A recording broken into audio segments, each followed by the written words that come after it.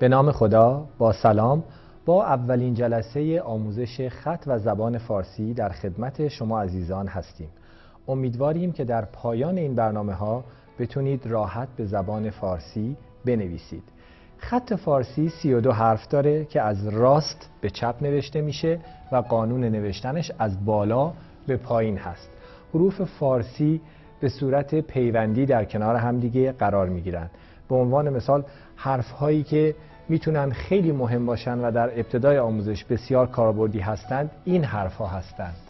حرف آ که شکل گسسته اون هست، دوباره حرف آ که شکل پیوسته اون هست و حرف ا.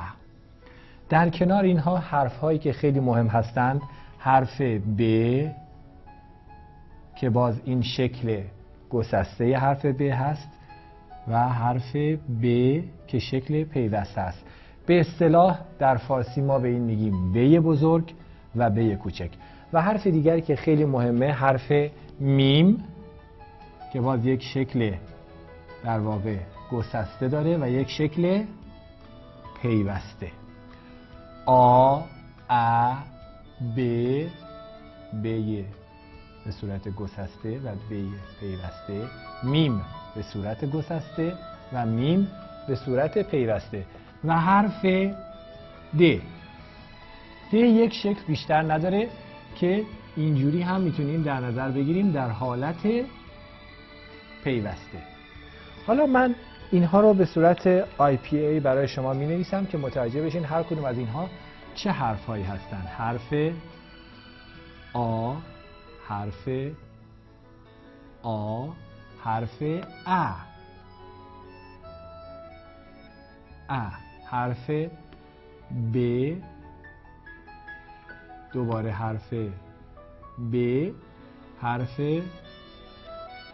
م که هر دو اینها یک شکل داره و حرف د.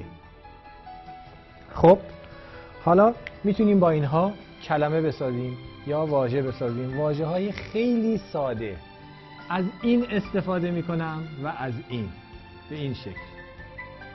با، با، بابا، بابا. از این استفاده میکنم، از این حرف استفاده میکنم و از این. ادب، ادب، ادب. توجه داشته باشید که صامت ها در زبان فارسی شکل دارند و چند تا از مصوت ها هستند که به اصطلاح در زبان فارسی با فتحه، ضمه و کسره نشون داده میشن. این علامت در فارسی ا هست که در این شکل میبینید و این ا هست و این او هست. یه واژه دیگه براتون می نویسم با این حرف، با این حرف، با این حرف و با این حرف. ببینید با دام، بادام، با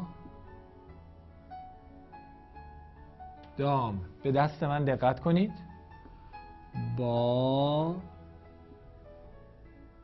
با